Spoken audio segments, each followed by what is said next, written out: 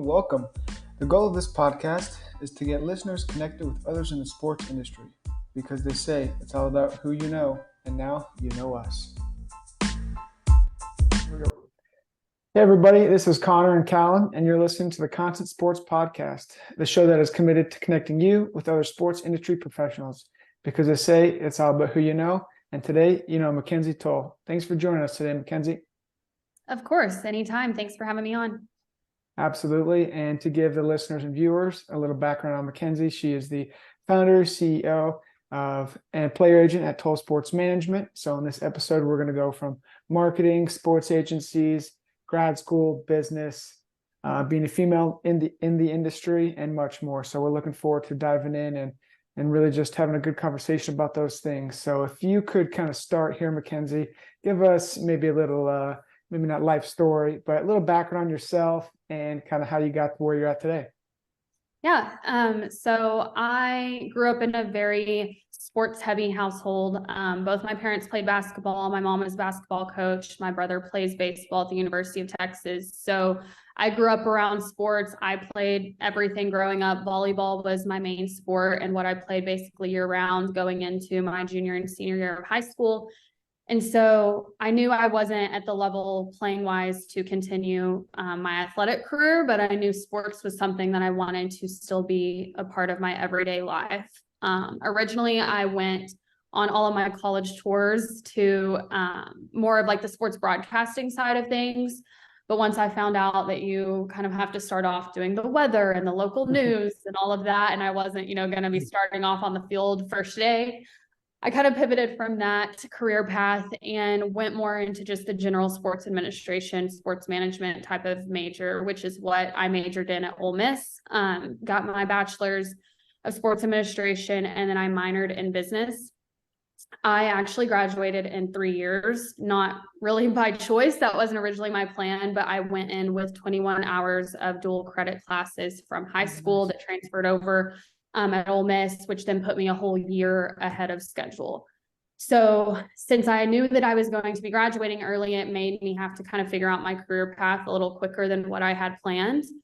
I knew the sports law side of stuff was what I kind of wanted to do down the road. I was very interested in the sports agent route, very interested in like the scouting and recruiting.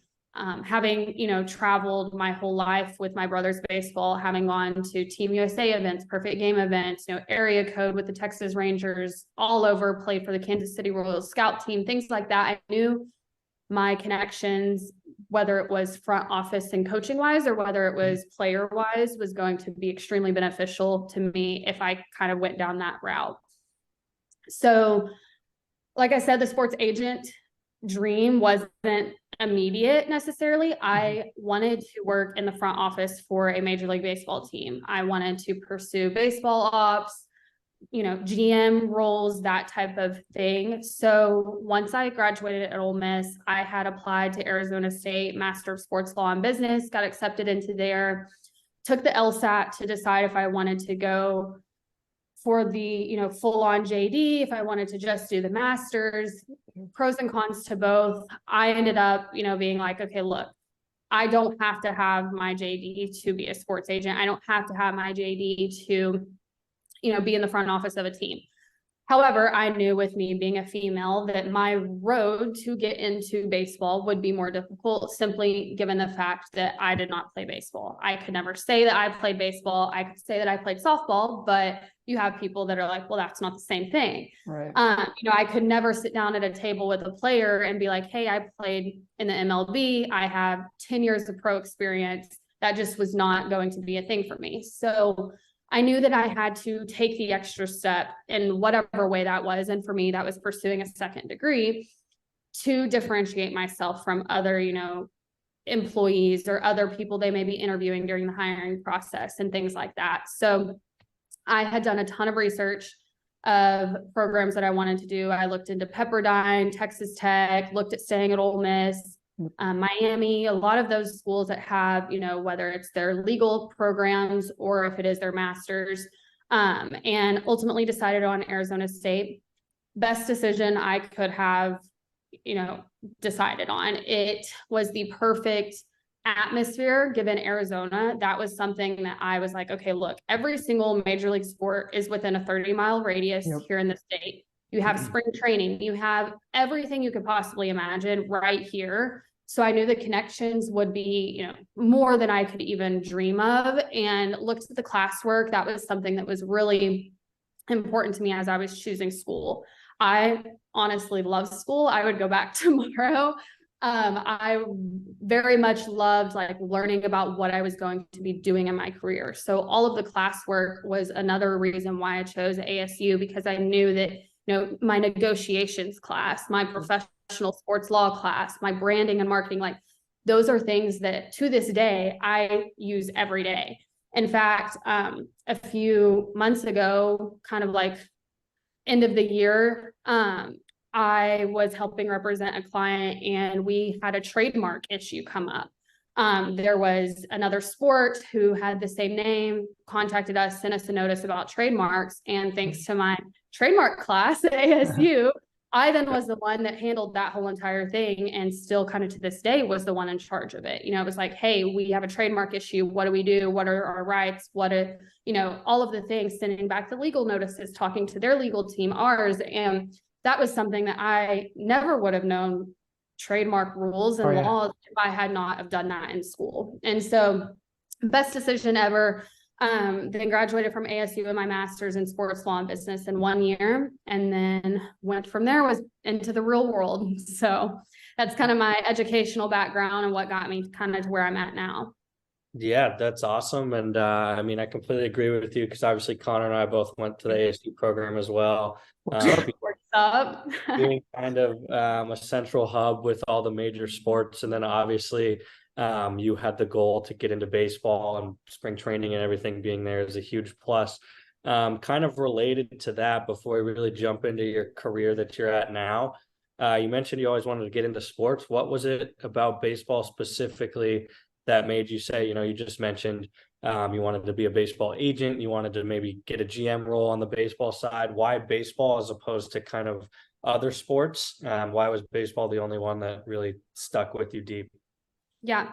So kind of the first and I guess most obvious answer would be, given how I grew up with my brother, the connections I knew there, and the fact that when I attended games, I wasn't just there as the sister. I wasn't just there because my parents drug me to games. I didn't, you know, sleep in the hotel on early morning tournaments or anything like that. Like I was always there and always talking to people. I, as a 15, 16, 17-year-old would like be talking to scouts in the stands, just chatting it up. And they would ask me, you know, where are you going to school? What do you want to do? And so I had always started that kind of process really before I even realized that I was starting the networking process. You know, before I even knew what networking really was, I was already doing that without noticing. And so once then I started thinking about what would be not necessarily the easiest route, but what am I good at? What do I already have kind of a leg up at? And looking then at baseball was like, okay, you know, all of these people, you have all of these connections, you know, the GM for the Royals, you know, this person. And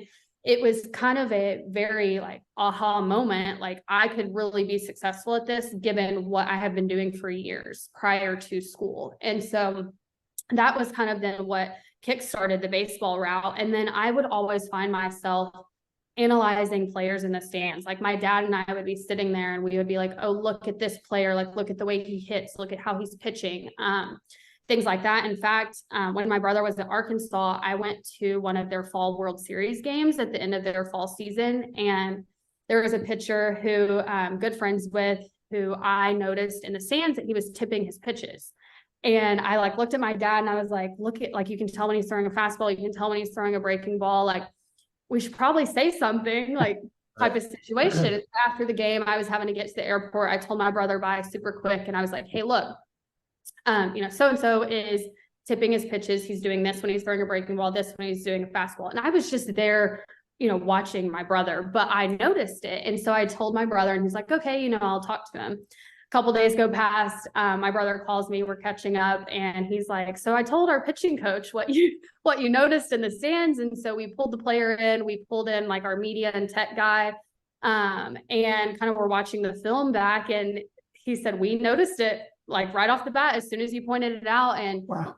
the pitching coach was like, well, I can say this is the first time someone's sister has correctly pointed something out. And so that was always kind of a funny story that I think back on, of just like little things that I always caught myself looking at it from a business and scouting standpoint, not just as a fan. And so luckily baseball really intrigues me with that. And I have a good eye for talent, a good eye for analyzing and scouting. And I knew then that that would make me super successful in the baseball route. And then from kind of the business standpoint, I mean, when you look at contracts, baseball guaranteed contracts versus some other sports, you know, obviously there's so much that goes into the negotiation process of what you negotiate in your contract. You know, not saying that NFL players don't get their salary guaranteed, but from like the CBA standpoint, baseball has a little bit more benefit from like the agent side of things, of what we would end up getting and getting paid. So yeah, that's awesome. And I think, you know, as all of us kind of grow in our career, finding what you're good at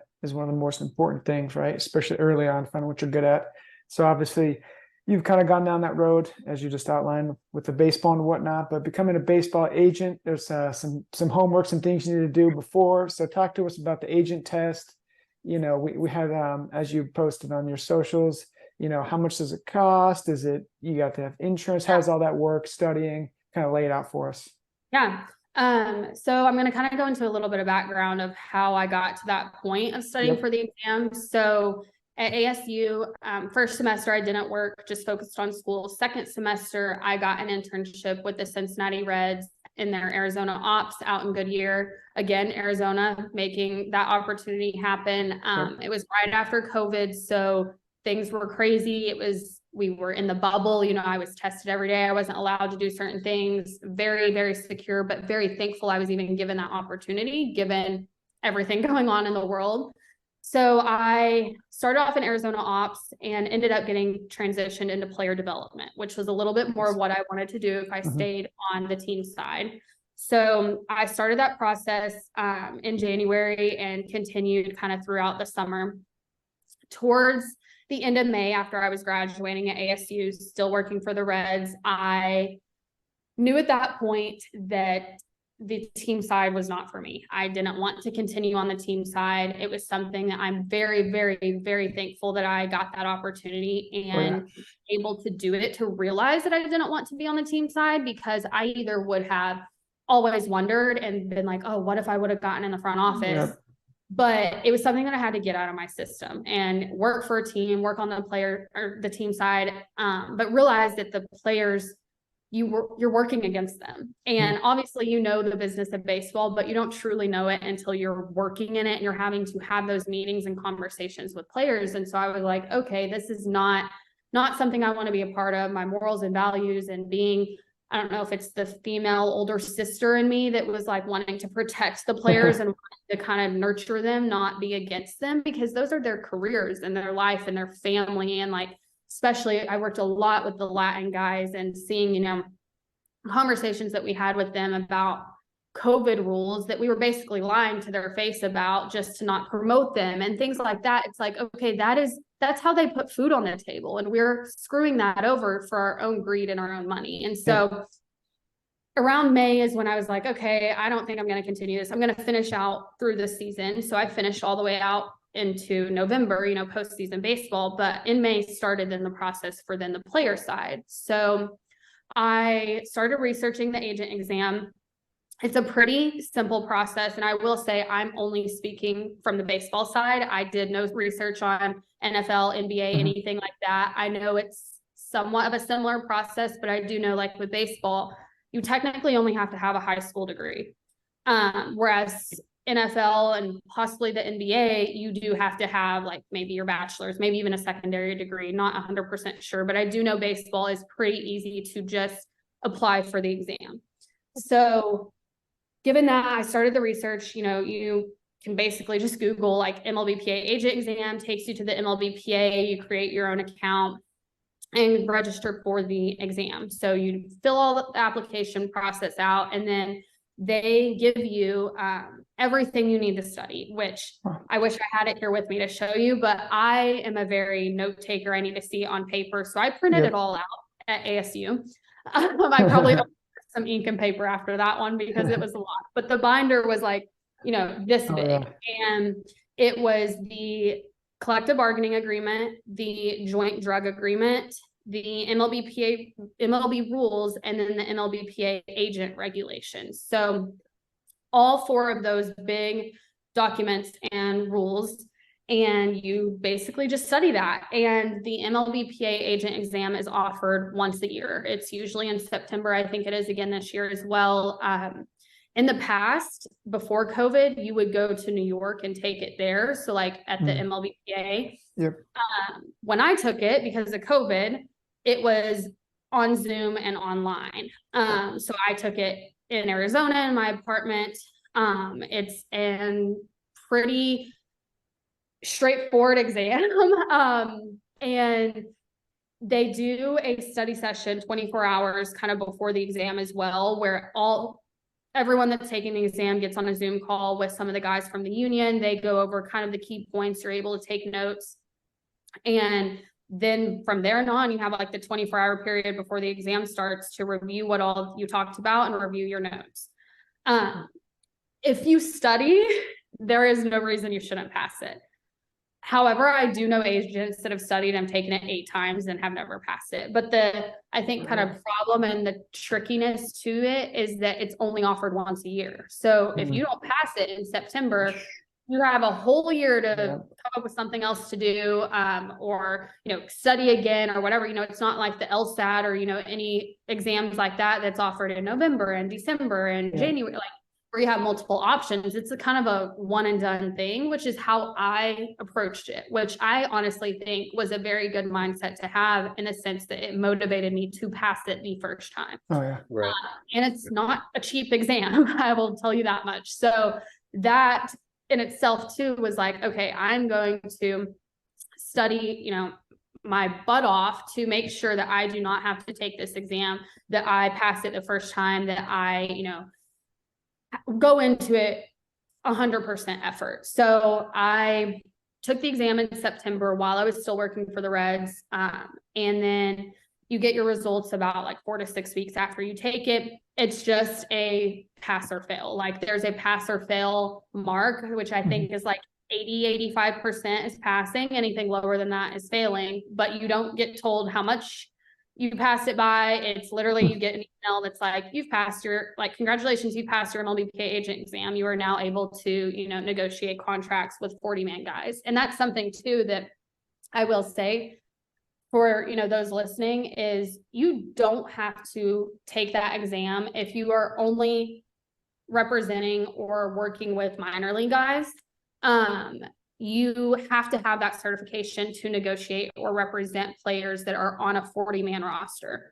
So that is something too, if you wanted to start kind of your career and you're kind of working your way up. So you may have some guys that have just now been drafted or in high A or low A or whatever it may be, and they aren't necessarily to that 40-man roster yet. You could start building your client base and start building your reputation and working with them for a year or 2, 3, depending on how long, and then take your exam closer to when they may reach the 40-man. However, you don't want to then them get called up and you still haven't taken your exam. And then you're like, okay, well, are they going to go without an agent or are they going to switch to someone else?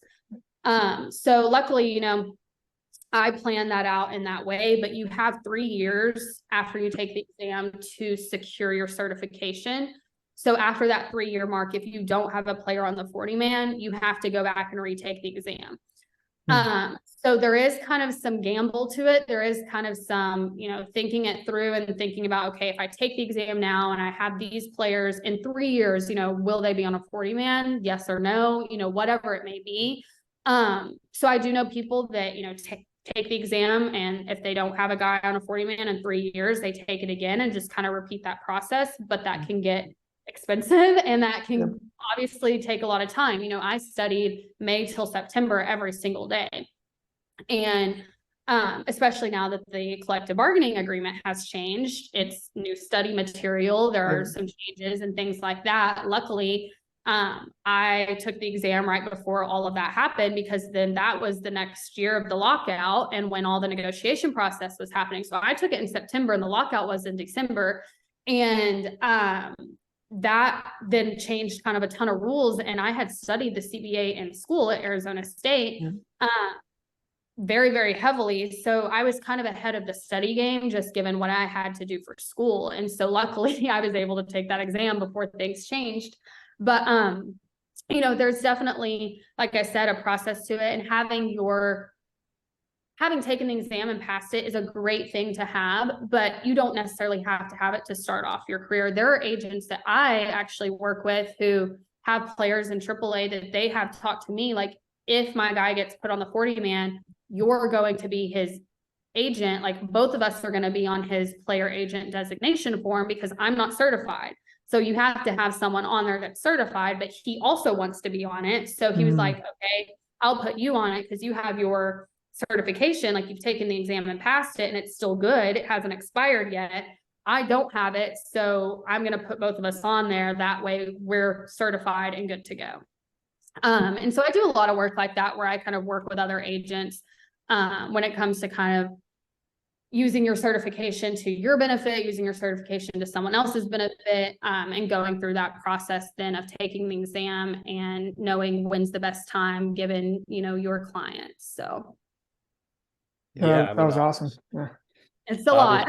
Yeah. You obviously passed the exam, kind of got your career started. So first of all, congratulations on that. I know you've been doing it for a while. Can you kind of talk us through what was your process, you know, once you got certified? What made you want to start your own agency with Tole Sports Management, as opposed to, you know, the goal of working for a bigger baseball agency that may be out there? So kind of, first of all, why do you want to do that? And then second, what are some, you know, from what you saw, what are some pros and cons from that experience? Yeah. So this is going to sound kind of crazy, but I actually started my own agency before I even took the MLBPA agent exam, given the NIL laws. So that kind of kickstarted me to start my own agency. So all of this in 2021, I was working for the Reds that season. The NIL laws passed in July of 2021. So I had, whenever I was in school, there was a mentor that's on ASU's board who I talked to all the time. And he's actually one of the attorneys that was on the lawsuits with student athletes in the NCAA. And he had been telling me, he's like, Mackenzie, like, NIL is going to pass. The NCAA is not going to win this case.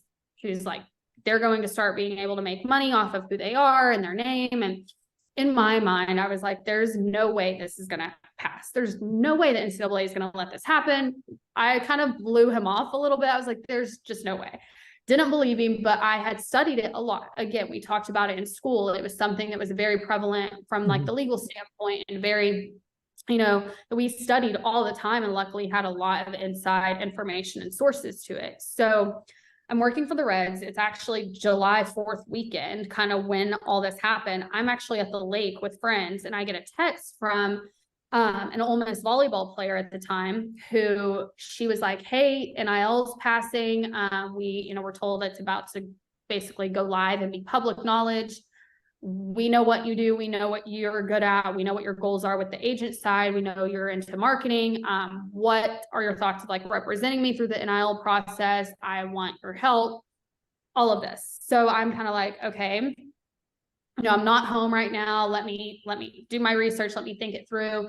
And so I got back home after July 4th and started the process of like, look, okay, I had her, along with several other athletes in several different sports and several different schools, had reached out to me in a few days time period. And I was like, if I'm going to represent them, if I'm going to help them with their NIL and their marketing and growing their brand and image, I need to do this from a very correct legal and time frame. I need to make sure that I'm doing this correctly. And so I went about starting my LLC, went about going through the process of branding my name, branding my designs, all of that, and was like, okay, I'm going to start Tole Sports Management. Having my name as my last name, Tole, was something that was very, very important to me, given the female side of things, and given that I, wanted people to know that that was me, not just some generic, whether you use Alliance or Jet or what,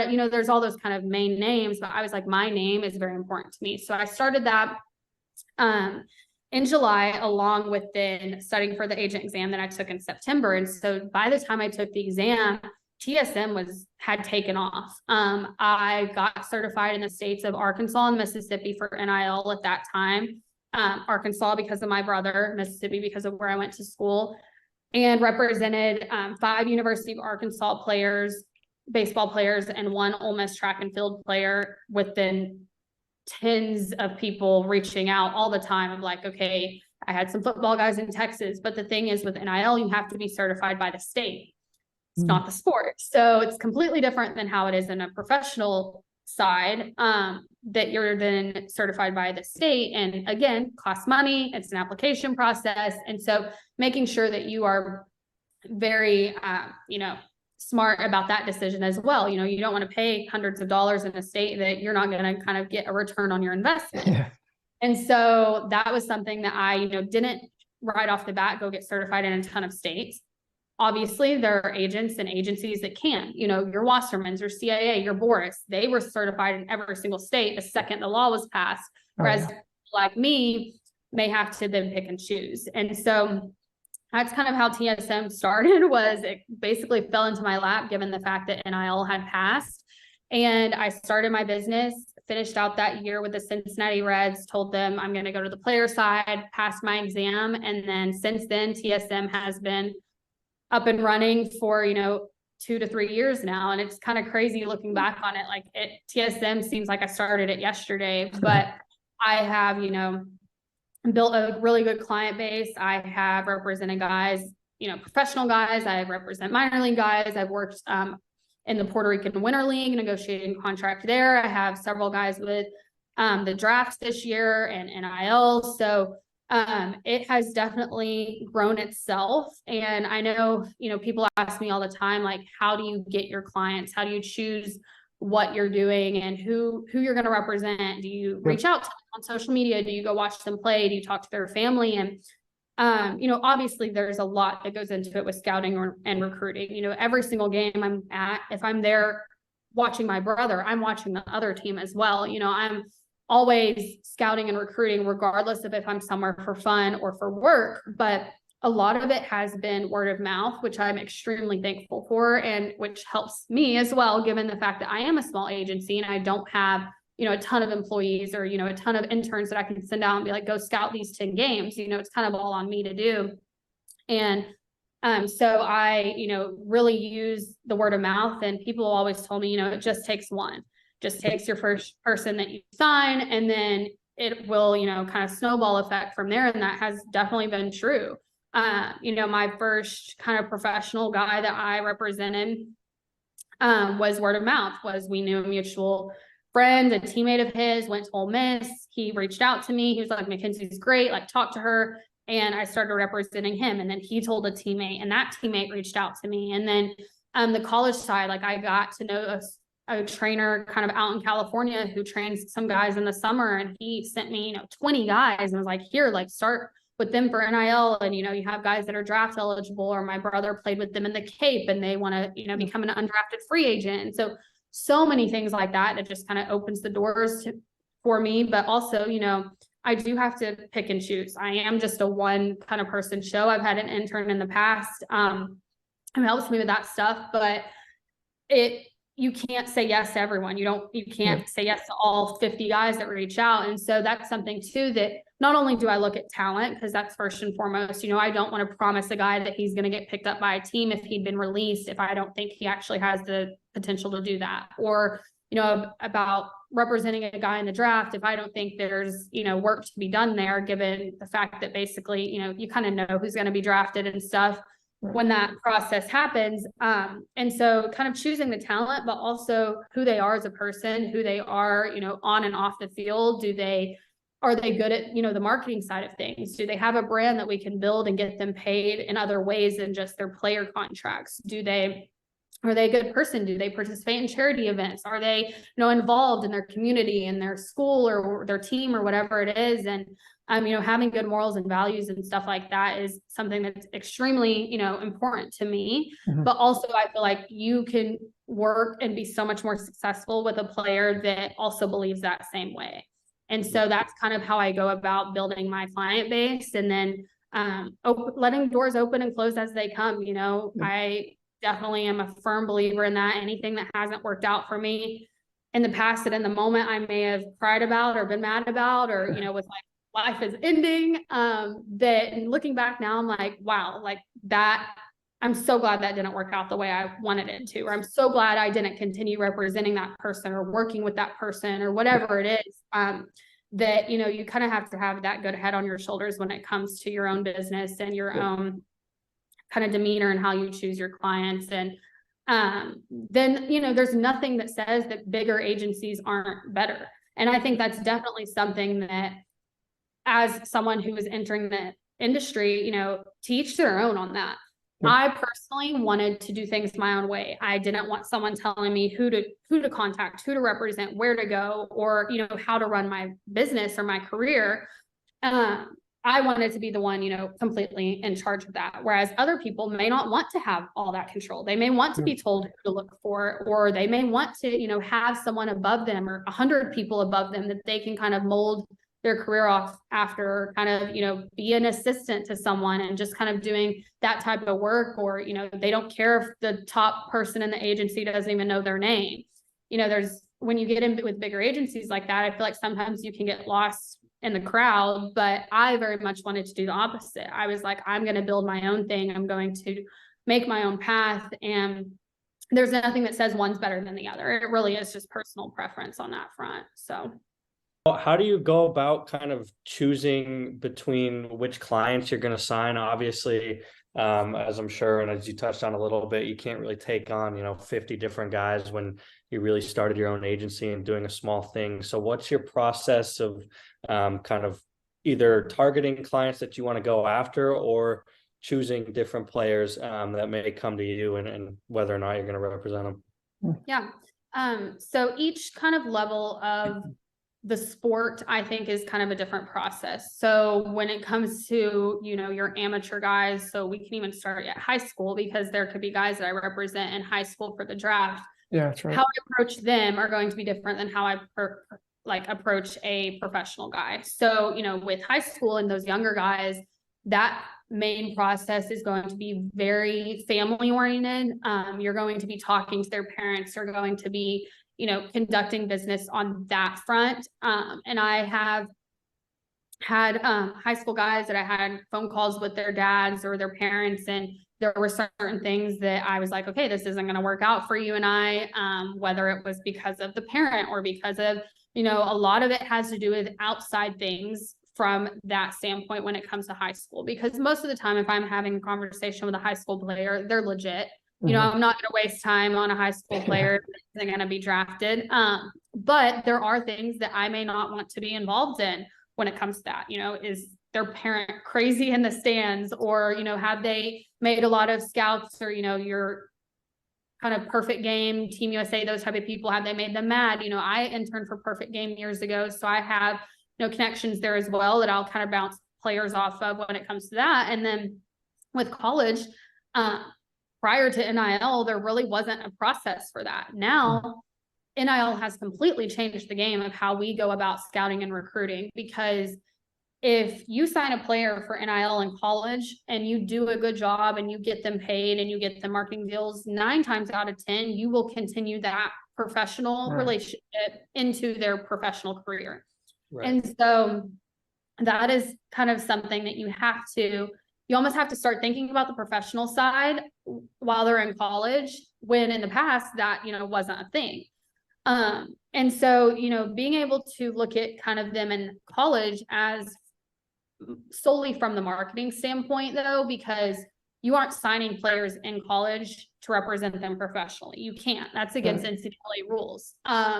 You are signing them as their marketing agent. And obviously you can be seen as like an advisor for the draft or down the road, but you are solely representing them based off of who they are as a person, obviously when you have players that are good and their stats are phenomenal and they get these awards, they're going to be easier to market, of course. But you have guys that have built a social media following that may not be, your starting whoever. They may be third or fourth string, or they may be hurt. I have, players that didn't even play this year, but have gotten a ton of marketing deals because they have, 20,000 followers on TikTok and things like that. And so looking at high school guys in that way is very, very different when I'm choosing who to represent and who to help when it comes to NIL, because also, I've found a lot of success in representing players that are at schools in states that don't have a lot of competition. So like I said, you get certified by the state. So Mississippi, you have Ole Miss and Mississippi State. Obviously you have smaller schools like Southern Miss and things like that, but compare Mississippi or even Arkansas, for example. Arkansas is the only big school in the state of Arkansas. So every single brand and company and mom and pop shop is putting all of their money into the University of Arkansas. Whereas Right. Texas, you have Texas Tech, Texas, Baylor, TCU, Texas State. You have so many big schools and your fan base is divided. You may live in Lubbock, but you may have kids that go to UT. That is something that I then realized was like, okay, to be successful also isn't just about the player, it's about the state and who you're going to be working with. Now, not saying that those brands and companies that are in that player state is the only, people that I would reach out to, because that's not true. I could reach out to, anyone across the country or the world, but I at least have seen a lot of success in partnering with those smaller companies, those smaller, brands. At Arkansas, I worked with, a local nutrition shop and got all the players that I represented to, kind of build their own drink and smoothie coined after their name, and they got a percentage of what they made off of it. I partnered with a local jeweler, and one of our players, his last name was Turner, and he coined the name Turner Time. Every time he got on base, he pointed at his wrist. We made him a watch and he sold it as Turner Time.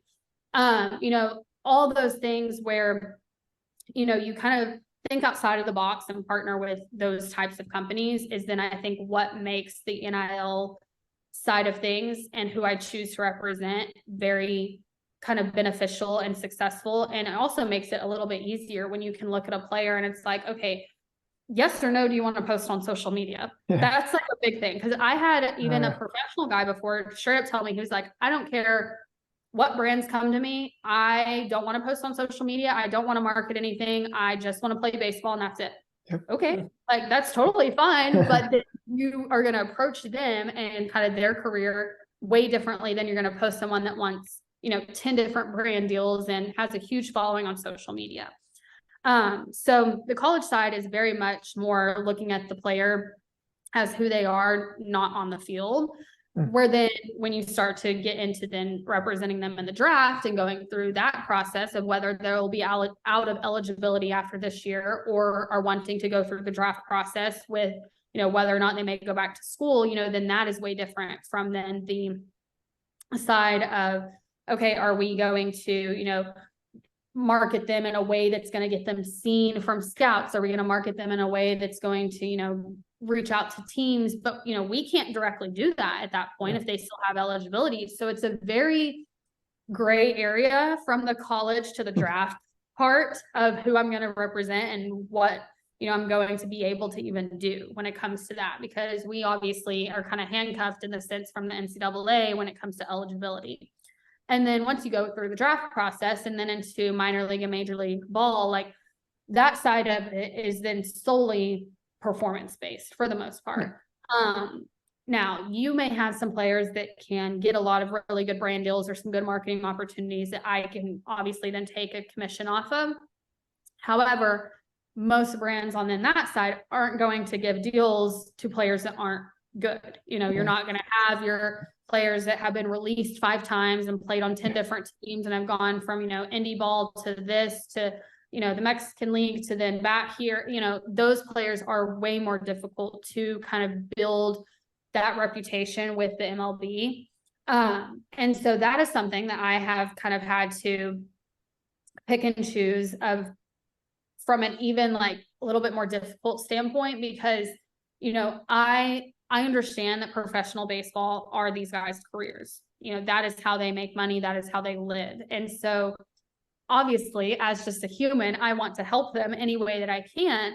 But there does, you know, come a point where you have to have some tough conversations with them where it's like, okay, you know, you are 28 years old and you've only gotten to high A, and even given now that the new minor league CBA, you know, increased pay, which is great, but teams don't like paying their players. They don't want to pay any more than what they have to. So when you were, you know, reaching what they would consider more your older guys, you know, they're not going to pay a 28-year-old in high A.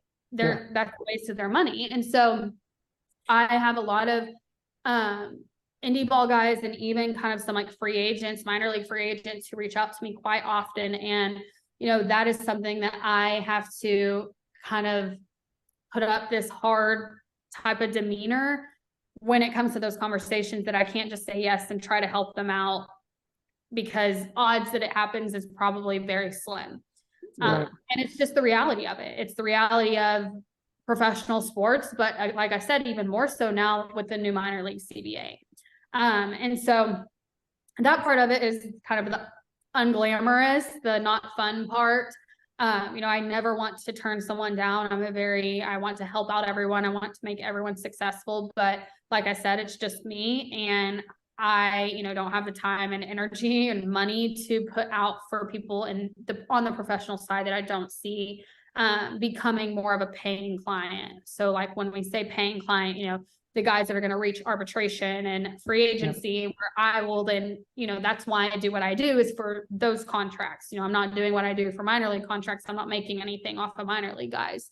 So the process of choosing is definitely, like I said, different given the level and the type of player that they are, but all of it just kind of comes down to, you know, the success of it and the mold of your morals and values. And are you going to get along? Do you believe the same way? Are you going to butt heads with every single marketing deal you come up with because y'all don't agree?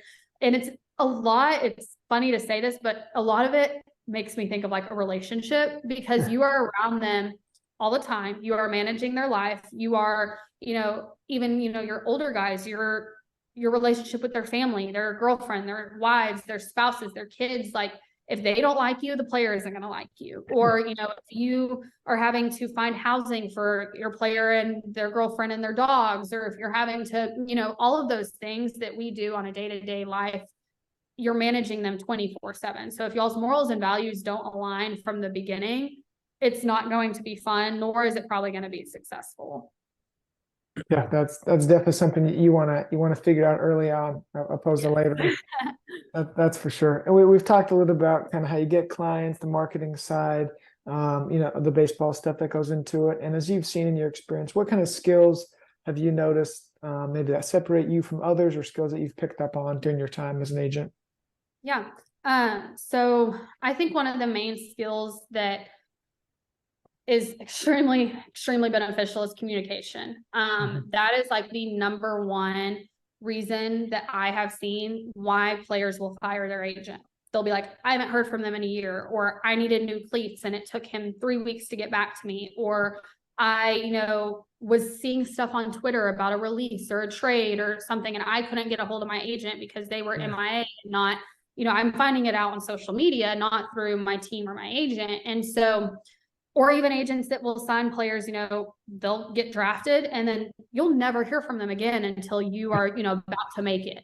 And it's like, okay, that's not ever how I want to do my business. I don't want to be someone that just comes around for the payday. You know, this industry is hard. It's hard for us and it's hard for the players. It is a grind. It is long seasons, long ways to ever make it. So many guys never make it. It's not like, you know, the NFL where when you're drafted, you're, you know, you may be on like practice squad for a little bit, but like you're there.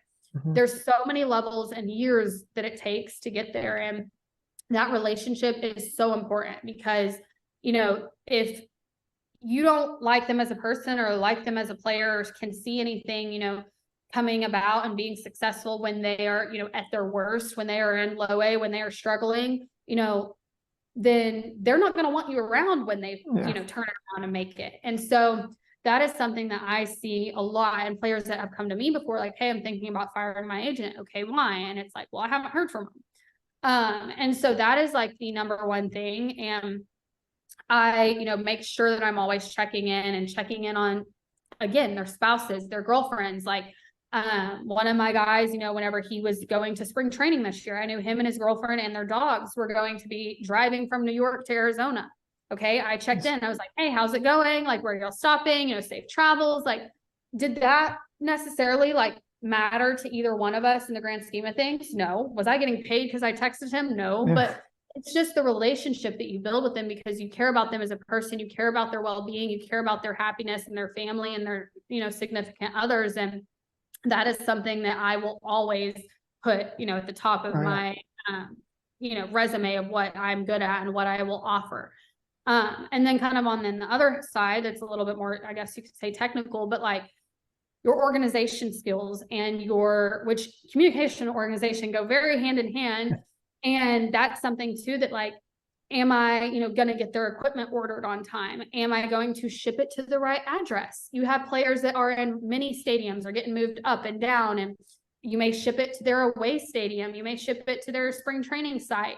And it's like, okay, a simple mistake like that, like, could you get something rerouted if you ship it wrong, if there's a mistake? Absolutely. But with this industry, players don't want any extra headache or any extra, work that they have to do. You ship it somewhere wrong and they have to tell you, hey, I haven't gotten it. Like, they shouldn't have to be worrying about, are their cleats going to show up or not?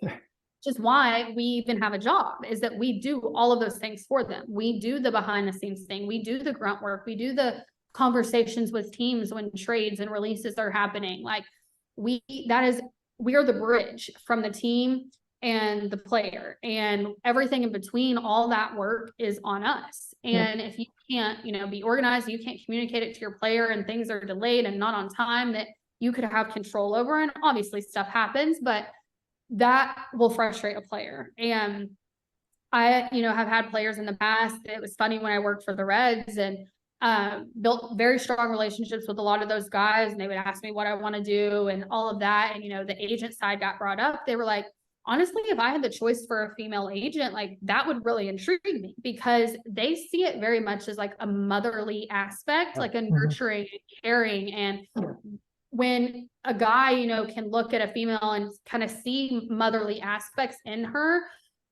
it draws them to, that person, and they know that they're going to be well taken care of and things are going to be on time and organized. And they know that we, have that aspect to us. Whereas, like, yes, do I have days where I am very kind of a hard ass and I'm not in it for any emotions and I don't need any kind of extra drama? Like, absolutely. But there are some guys that don't ever have the other side. They don't ever get the like emotional side. They don't ever have the caring side, because they just have this front, like, only business demeanor put up. And, some guys don't like that. And so I think that has, been something that, one, players have told me. And then I've also seen it in my clients and in guys that I've represented before. And, things like that's something that I feel like I have to offer that may set me apart from, a male agent when it comes to that.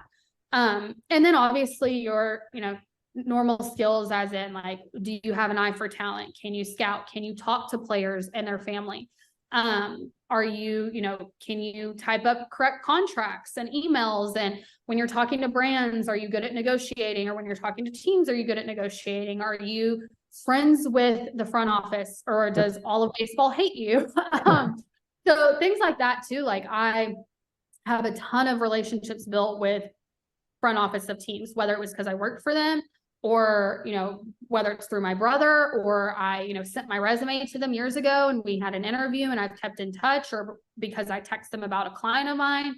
And all of those things, like, definitely goes into the skills that you have to have. And then kind of just the perseverance and the, persistence and having a tough skin. That is something that, luckily I have always had tough skin. I'm very independent, do things my own way, and no one's going to tell me no. I've been like that since I was a child. Ask my parents.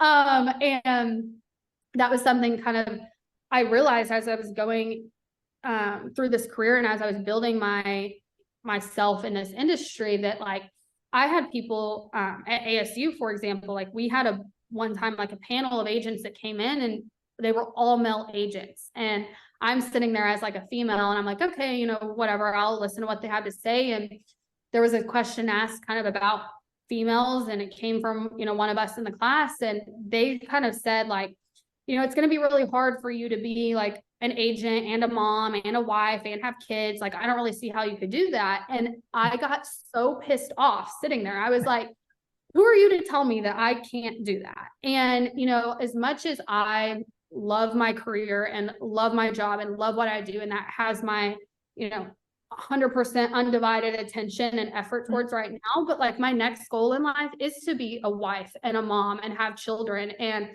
like, that has always been a goal of mine. And I'm like, I will do both. And there's not a single like person or thing that will stand in my way. And I will, you know, be able to be super successful in my career in baseball, but also super successful as a mom. And that was something at ASU, Professor Hooper, like I was very drawn to her because she is a, you know, attorney, she's an agent, she's a professor, she's a wife, she's a mom, like she did it all. And I was like, that is what I want to be. That is so cool. Like, you go, girl. And that was like, that is what I want to do. And, you know, you get told no more than you get told yes every day. You know, there's something else that's going to knock you down. You're going to have other agents address you as Mr. I get emails all the time, Mr. Tole, Mr. Tole. And I'm like, you know that I'm a girl, or if you don't know that I'm a girl, the fact that you have an automatic email coming,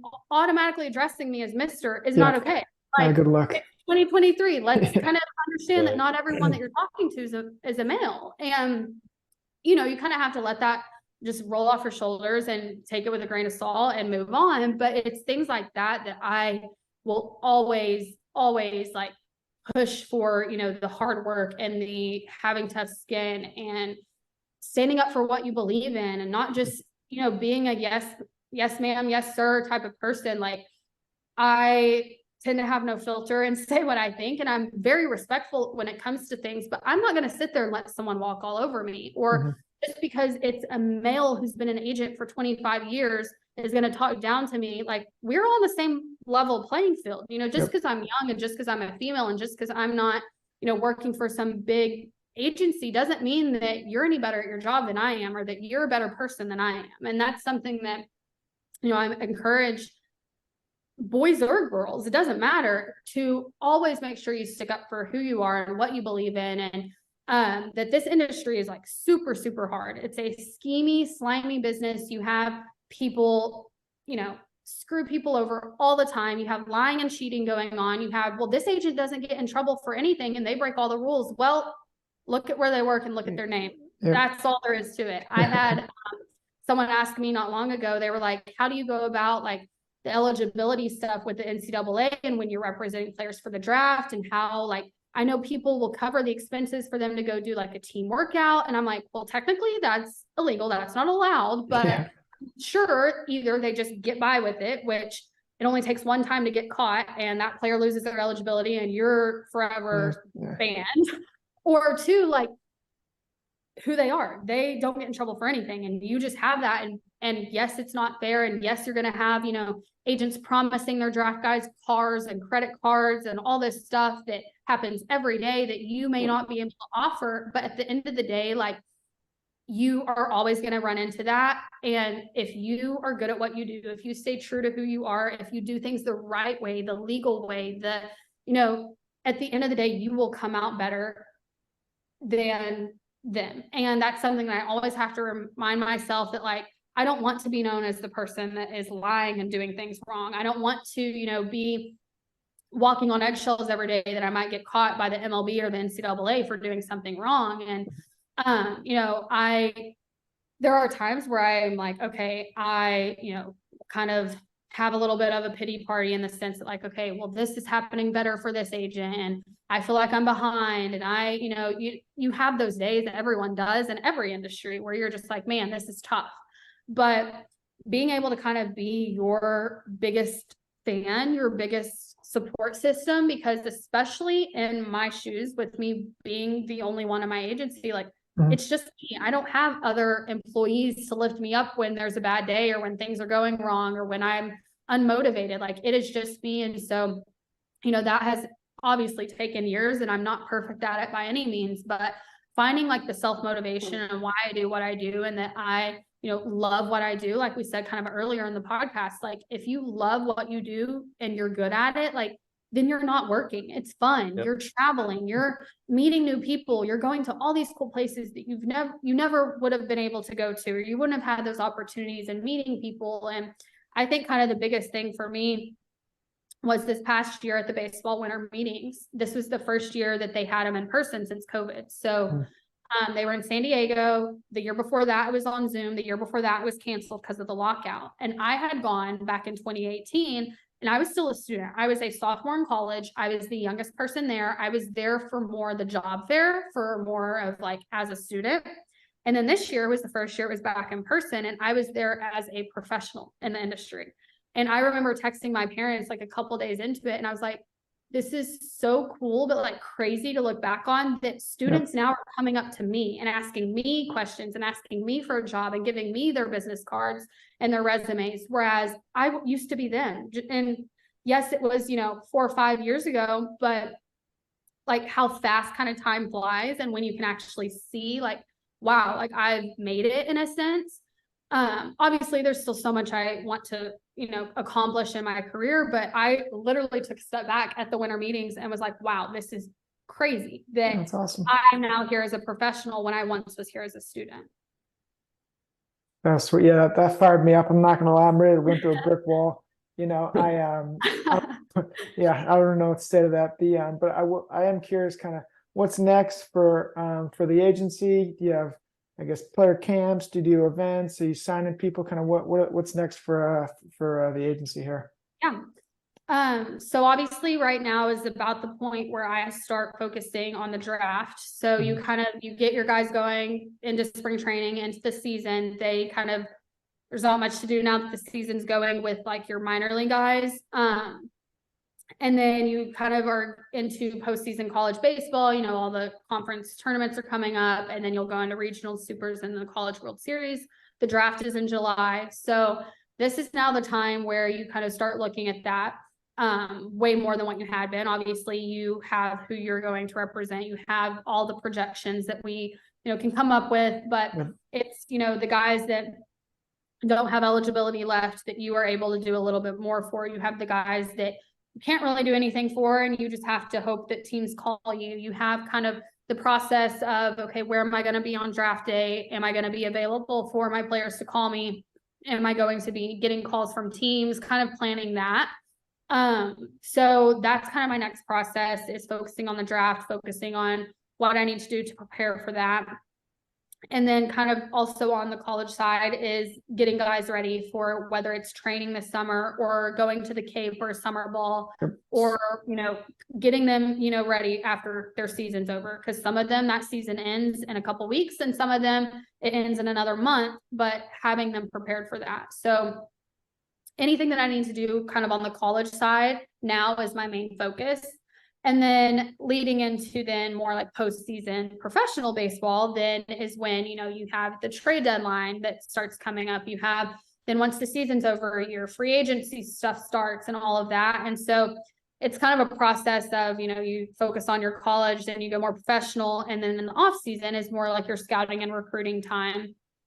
But you have a different off season in college than you do in professional. So it's definitely like a year round type of job, but it kind of comes and goes in waves of when like my busy season is versus not.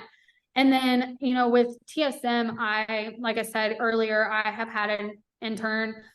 She actually is starting at ASU in the sports law and business program soon. So she got into there, and that was super cool.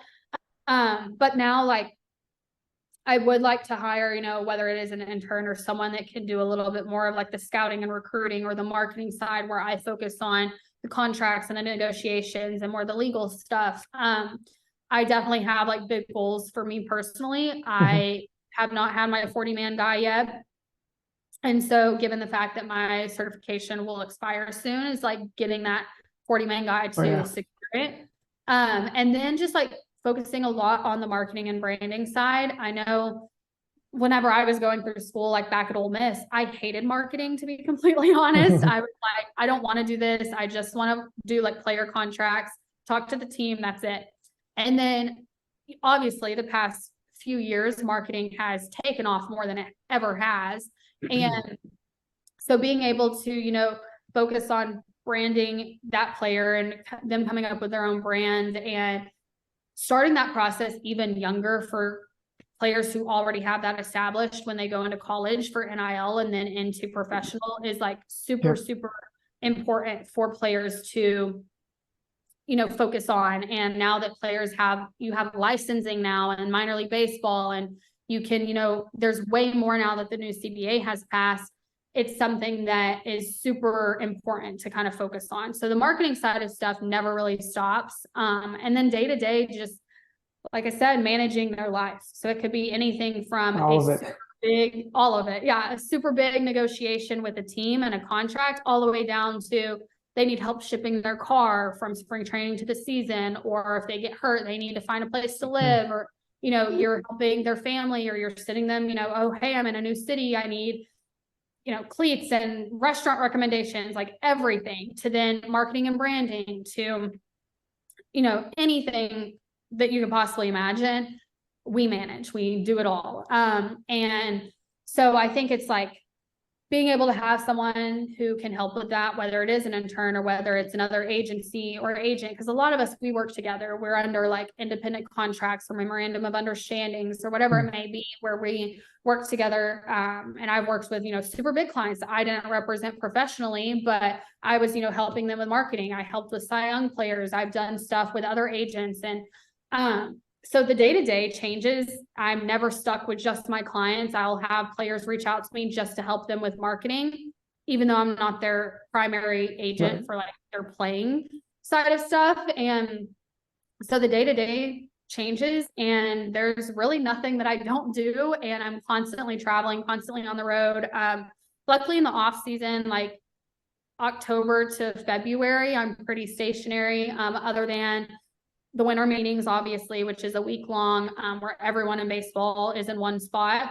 And then other than that, like when the actual season is, I'm all over the place. I'd say the last like month or so, I've been in 5-6 different states. I've been to more games than I can even count. There's a game I'm going to tonight, like things like that. And so just traveling and looking at players and meeting people and being introduced and handing out your business card in random coffee shops in the middle of nowhere. Like literally things happen all the time. And kind of like you said, it's not necessarily always what you know, it's about who you know. And that is something that I was told literally freshman year, very first class at Ole Miss, that networking will be the number one thing you ever do. And it's not about what you know, it's who you know. And this is why I do what I do. And this is why I also like do these podcasts and reach out to people and answer people's phone calls and try to schedule as much of that as I can and answer questions, because luckily I had really good mentors and people in my life as I was going through school and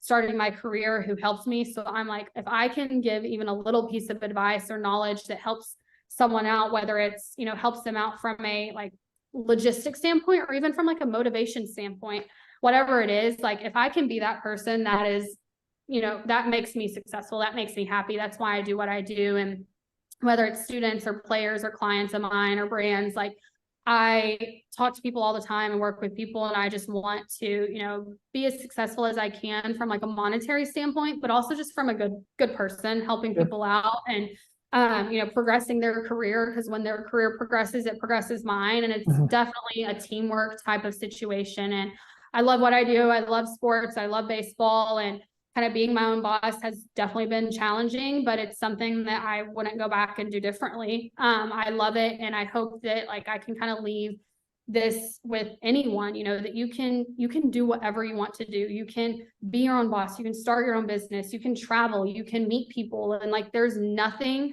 in this world that should hold you back. If someone tells you no, look them in the eyes and say, watch me, and do it. And me up.